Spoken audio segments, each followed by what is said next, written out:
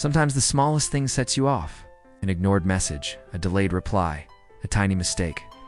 And suddenly, without warning, you spiral. You tell yourself, I'm being too much. I should be fine. But deep down you know that this reaction isn't about just one moment. It's about all the other ones that have piled up before it. You're not overreacting. You might not be able to pick it back up, but you'll lose something important. What if your grip is what's holding you up? You're still holding on to something. This takes courage. It means facing the part of you that's afraid to be vulnerable. The goal is to create space for those emotions, so they do unexplode when you least expect it. It's okay to take up space. It's okay to not be okay. It's okay to feel everything. It's okay to break down. Just make sure you also make space to break open, because when you do, you'll find that strength you never knew you had. That thinks it's better to be strong than to be seen. But vulnerability is a sign of strength, not weakness. It's the ability to be open, honest, and authentic, even when it's scary. And that takes strength. What if the hardest thing you ever did was holding on?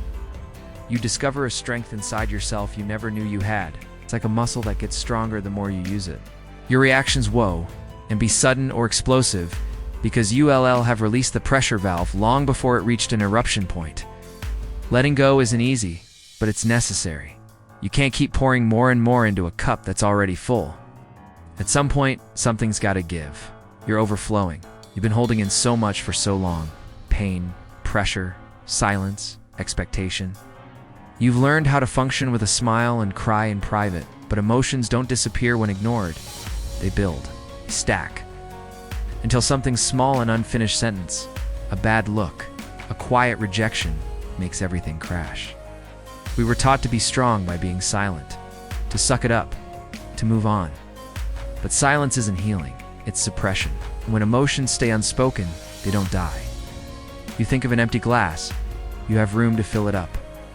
If we apply this to our feelings, what would happen if we lived life believing our cup was already full? We wouldn't let anyone pour anything else into it. Why? Because there's no room. That doesn't mean you're being selfish or needy.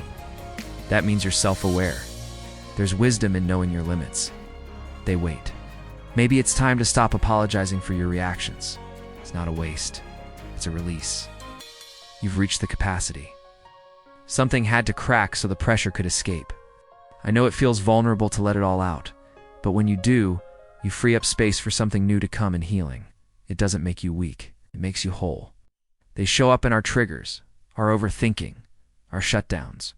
What people call sudden breakdowns are actually delayed honesty. You are not weak for feeling deeply. You're not dramatic for needing release. You're just human, and being human means you're allowed to reach your limit. If you think of a glass of water, your cup is already full. So if you've been breaking down over small things, but what about the fear that if you let go of this pain? We think we're letting go when we express our feelings, but sometimes we're not. We're expressing our reaction to our feelings. When you learn to sit with your emotions instead of running from them, the goal isn't to be less emotional. Thank you so much for watching and supporting my work.